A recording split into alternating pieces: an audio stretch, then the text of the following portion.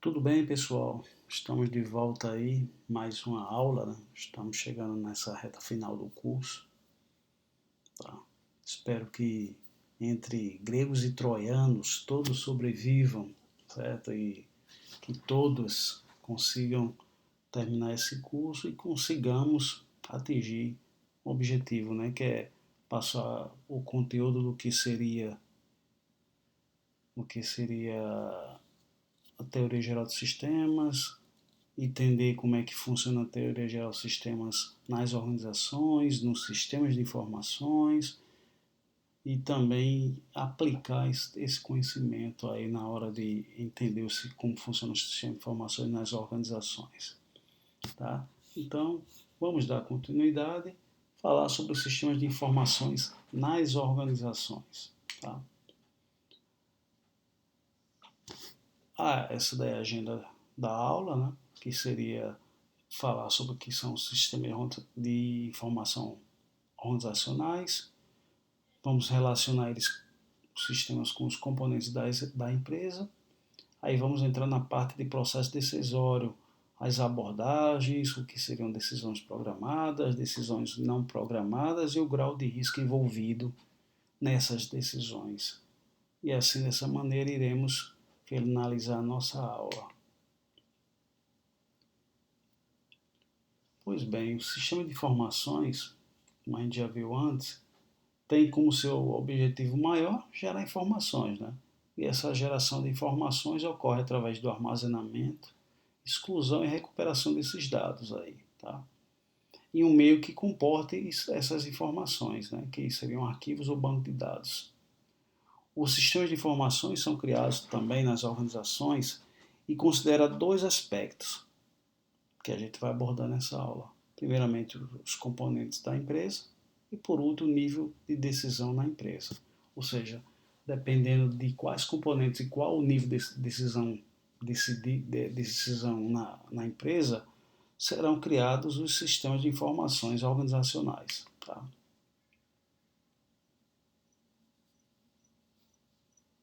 Então, o que seriam esses componentes da empresa? São os diversos setores ou departamentos que executam as funções necessárias para que a empresa funcione, né? Sendo que no sistema de informação não são necessariamente departamentos físicos, mas são as funções que esses departamentos executam. Por exemplo, você não vai ter lá dentro do sistema de informação um departamento de RH. Você vai ter uma função lá que o sistema vai executar, que é contratar um funcionário ou demitir um funcionário, certo? E também fique entendido que um departamento ele pode ficar separado em sub-áreas. Por exemplo, departamento financeiro pode ter a parte de contas a pagar, contas a receber, tesouraria, controladoria e por aí vai. Tá? Então, se a gente for pegar o organograma, a gente vai ver esse organograma aí, que tem a presidência, tem a assessoria e tem os quatro departamentos clássicos de uma empresa, né, que seria o de marketing, produção, finanças e recursos humanos. Tá? Se você for olhar esses componentes, esses departamentos mais de perto, vocês vão ver que, de um lado, tem os fornecedores, certo? Que ficam antes das fronteiras da organização, normalmente, né? E na outra ponta do processo produtivo, temos as fronteiras organizacionais, na fronteira, os clientes. Tá? Observe que tem as funções das empresas, né? Por exemplo, vamos pegar aí a parte de finanças. Tá? O que vai dar suporte para que essa função funcione seriam os processos relacionados a finanças, que quem vai dar o suporte vai ser o sistema de finanças. E observem que o sistema de finanças ele é integrado com os outros sistemas. Então, aí o primeiro exemplo de componentes na empresa. Assim, avaliar a estrutura funcional das empresas é importante, né? Mas o foco, quando você fala em desenvolvimento de sistema de informações, deve ser o quê? Entender quais são os processos que geram informação dentro da organização, certo? Na maioria dos casos, você vai ver que um processo ele não começa e termina ou fica somente naquele departamento. Como vocês podem ver aí esse exemplo, tá?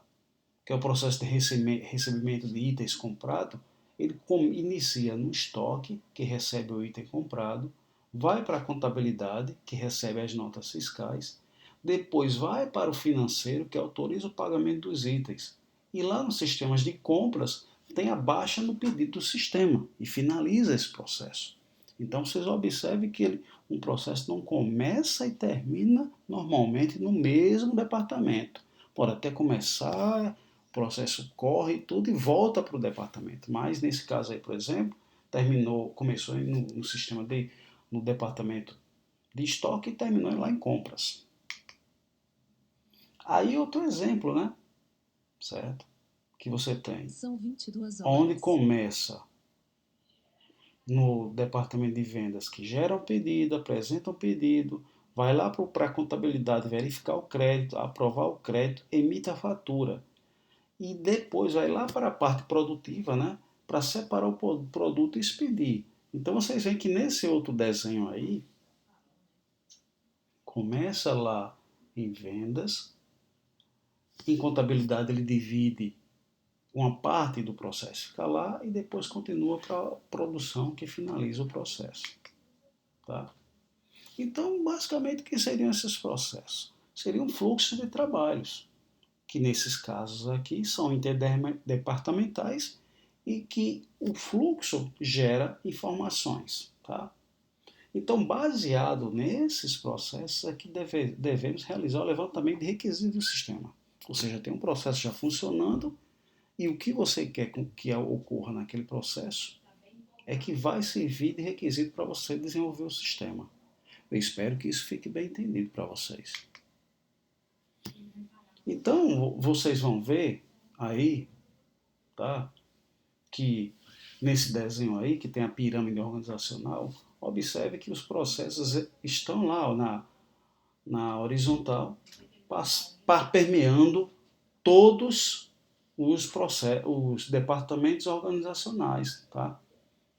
E observe que começa nesse desenho aí o processo lá no departamento de vendas e marketing termina lá em recursos humanos. Ó.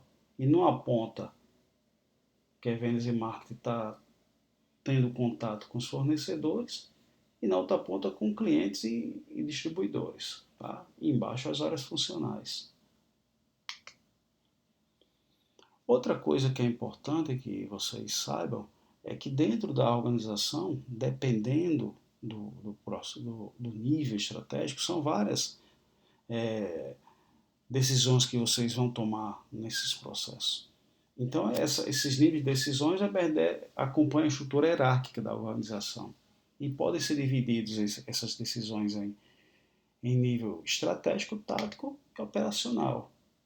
Então, na pirâmide fica assim, ó, o nível operacional mais baixo, o nível tático, que é o gerencial, e estratégico lá no topo da pirâmide organizacional. Aí alguns exemplos de decisões, né? Vamos começar pelo decisão de nível operacional, que seria o quê? O dia a dia, a rotina, certo? Então, por exemplo, supervisionar o andamento de uma obra. Você pode ter um sistema lá que você fica lá só supervisionando, vendo o que é que foi feito ou não. Tá? O nível mais acima, que é o nível tático, que normalmente é o quê? Médio prazo. A decisão pela reforma ou construção de um prédio. Tá? E mais acima, o nível estratégico, que são efeitos mais duradouros, a construção de um prédio físico para o funcionamento da empresa. Então, são 3 exemplos de níveis de decisões dentro de uma organização. E aí, nessa figura, tá, vocês conseguem entender melhor a inter-relação entre os níveis aí. Ó. Nível operacional, atendimento ao cliente, observe que o cliente está no meio, né? Então, inter-relação com o nível tático, aí você vê a inter-relação com o pessoal do marketing, e lá com o nível estratégico, o planejamento estratégico, a gestão participativa, e vocês veem que eles se interrelacionam, tá? Uma decisão no nível operacional interrelaciona com o nível tático e o nível estratégico. Normalmente você usa o operacional para o dia a dia, para atingir o que foi definido lá no nível tático, para atingir o nível estratégico, né? Aí, nesse exemplo, certo? Você já vem aí algo mais avançado, que seria o quê? A cadeia de valor, certo? Que começa lá na parte de estoque, nos suprimentos, tá? Relação com o fornecedor, que vai até, na outra ponta, os clientes consumidores, e vai até o pós-venda, certo? Observe que aí nesse desenho já tem a definição de vários tipos de sistemas que existem na organização, né? O sistema de gestão de suprimentos, que é RP, numa ponta está mais lá com suprimentos, junto com o SCM, que é o Supply Chain Management, certo? E na outra ponta o CRM, que é a gestão de relacionamento com o consumidor, tá? Observe que no nível mais operacional, tá? E lá em cima vai subir para o nível gerencial e estratégico. Aí você vê a relação desses sistemas com o banco de dados que você usa para tomar decisão, como por exemplo o Data Warehouse, e mais acima, outro tipo de banco de dados mais avançado, que você já faz o quê? Já faz simulações, já faz correlações e por aí vai, que seria o quê? O sistema de BI, ou Business Intelligence. Só para que vocês não fiquem perdidos, né? B2B seria relacionamento, um tipo de relacionamento de comércio eletrônico entre empresas, certo? B2C, que é entre empresa e consumidor, tá?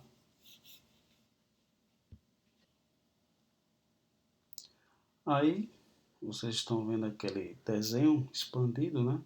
Como o SM, que é a gestão da cadeia de suprimentos, né? Está mais relacionado com fornecedores, mais relacionado com a obtenção de recursos, tá? Seriam os suprimentos. Está mais relacionado com processos externos, ou seja, os processos envolvem também parceiros da organização, mas dentro da organização, ou seja, processos internos, tem o sistema de RP, que é o sistema de recursos empresariais, está mais relacionado com as operações do dia a dia da empresa, e na outra ponta, relacionado com processos externos também, com os clientes, né, está o CRM, que é a gestão de relacionamento com o consumidor, que é responsável por quê? Pela geração de receita, porque quem gera receita para a empresa é o quê? O consumidor, é o cliente, né? Tá? Então, eu espero que essa parte aí de componentes organizacionais vocês tenham entendido, tá? Observe que a organização, quando você fala de sistema de informação, eu falo de você pegar informações, essas informações são geradas através de processos. Esses processos, normalmente, eles trabalham, funcionam através de vários departamentos organizacionais, tá? E que muitas vezes esses processos chegam de uma ponta a outra de um processo de uma cadeia de valor, né, que vai do fornecedor e na outra ponta até o consumidor. Tá? Então, observe também, para continuar a nossa aula, que os sistemas de informação também são usados para quê? Para tomar a decisão. Tá? E o que seria a tomada de decisão ou o processo decisório? É uma sequência de etapas, né? Que vai dar a identificação de uma situação que pode ser um problema ou pode ser uma oportunidade. Né? Aí cabe à empresa distinguir. E lembrando que o que pode ser problema para uma organização pode ser oportunidade para outra. Tá? Então, que proporciona enfrentar um problema ou uma oportunidade até a escolha e colocação em prática de uma ação ou solução desse problema ou aproveitamento dessa oportunidade. Aí fica aquela pergunta: como é que você consegue distinguir o que é problema e oportunidade? Então, essa tomada de decisão, esse processo decisório, certo? Que envolve análise de problemas, normalmente é baseado em dois modelos básicos de processo decisório. Um mais racional, usando mais a razão, e outro mais intuitivo, usando a emoção, né? Ou o lado afetivo. Então, o que seria esse modelo racional? É aquele que segue uma ordem lógica, que tem uma coerência entre problema e decisão, certo? Esse processo baseia-se totalmente ou quase que totalmente em informações e não em sentimentos, emoções ou crenças. Já o modelo intuitivo é aquele que a informação é tão insuficiente que o comportamento intuitivo se torna mais apropriado. Vocês vão ver depois que isso daí tem relação com outros tipos de processo ou coisas que você tem que levar em consideração na hora do processo decisório, né? Mas o modelo intuitivo, o processo se baseia na sensibilidade, percepção ou sensação de que uma escolha é apropriada e não feita totalmente um modelo consciente e lógico, né? O modelo intuitivo faz uma pessoa pular da identificação do problema já para a decisão. Então aí você já vê que são dois modelos que funcionam de maneiras diferentes, né? O modelo racional tem uma ordem lógica, uma coerência. O modelo intuitivo já faz pular da identificação para a decisão. O modelo racional se baseia totalmente em informações. O intuitivo, a informação é tão insuficiente que ele se torna mais apropriado, o modelo intuitivo, e se baseia na acessibilidade. Mas quando a gente fala de processo decisório, vou logo dizer que tem vários modelos teóricos que abordam as etapas do processo decisório. Resolvemos, no curso da gente, seguir um modelo genérico, né, que dependendo pode ter 6, 5, 4, 3, aí depende de cada situação. Tá? Mas o modelo que a gente vê aqui, a primeira etapa consiste da identificação e análise do problema, que seria o quê? Você tem um diagnóstico de o que é que está acontecendo. A segunda etapa seria o quê? A geração de alternativas, ou seja, você vai ver de que maneira você pode resolver esse problema, aproveitar essa oportunidade. De que maneira? Quais maneiras? Tá? As hipóteses, as possibilidades de solução. Terceira etapa seria o quê? Você vai definir o quê? A seleção de critérios. Você tem várias alternativas, então quais são os critérios para a gente escolher qual alternativa usar? Seria o quê? A parte de análise. A quarta etapa seria o que? A decisão. Ou seja, você escolheu, eu vou trabalhar com essa alternativa. A quinta etapa seria o quê? A implementação, a execução daquela alternativa, daquele modelo. Tá? E depois que você implementa, você pode ter ou não a avaliação das decisões, ou seja, o feedback. Realmente surtiu efeito? É importante vocês observarem que muitas vezes o processo decisório nas empresas é, não tem um feedback. Ou seja, e aí, surtiu efeito? Aquela escolha? Outra coisa também que tem que ser visto no processo decisório seria o que? Abordagem de decisão. Você pode ter uma abordagem reativa ou proativa. A abordagem reativa é aquela que você espera o problema aparecer. Por exemplo, uma peça de um equipamento para de funcionar. Apareceu, você toma a decisão e vou consertar ou comprar uma peça nova. E a abordagem proativa é que procura-se problemas de potencial antes que eles se tornem sérios. Por exemplo, a manutenção preventiva em equipamentos. Tá? Outra coisa também que tem relacionada ao processo decisório é a questão das decisões. Né? Existem as decisões programadas, que normalmente são aplicadas em problemas que já se tornaram recorrentes, né, na organização, e exigem sempre as mesmas decisões. Normalmente existe uma regra, um procedimento, um método, certo? Que tem para que você consiga tomar uma decisão. Outra característica das decisões programadas é que são facilmente computadorizadas, ou seja, você consegue criar um algoritmo que consegue ajudar a resolver esses problemas.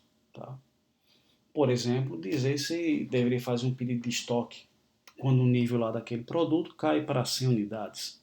Então você pode botar uma regra lá no sistema de estoque, quando sair do estoque e tiver menos de 100 unidades no estoque, automaticamente já fica e faça o pedido daquele, ou gere um relatório.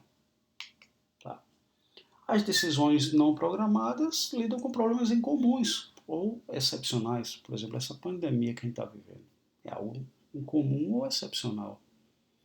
Normalmente, nas decisões programadas, que é o que está acontecendo agora, as organizações não têm experiência nesses problemas, certo? Por exemplo, decidir sobre o que fazer nessa pandemia, ou dependendo do que acontecer, qual a aplicação financeira que eu tenho que fazer. Atualmente, o sistema de apoio à decisão, sistemas especialistas são usados para resolver algumas decisões não programadas ou ferramentas de business intelligence. Tá? Outra coisa que é importante que vocês saibam é com relação ao grau de risco. Né? Risco é o quê? É uma medida da probabilidade de que uma alternativa selecionada resultará em um produto não esperado ou não desejado. Tá? E qual a relação disso daí com as decisões? Normalmente, as decisões não programadas têm um alto grau de risco. É algo novo, não tem experiência, não tem um algoritmo, não tem um sistema para dar apoio. Enquanto as decisões programadas normalmente têm baixo grau de risco. Ok? Então, terminamos a nossa aula de hoje. Tá? Espero que vocês tenham entendido o que a gente viu na aula de hoje sobre os sistemas, como é que eles funcionam, que eles ajudam a tomar a decisão, os tipos de decisões, tá?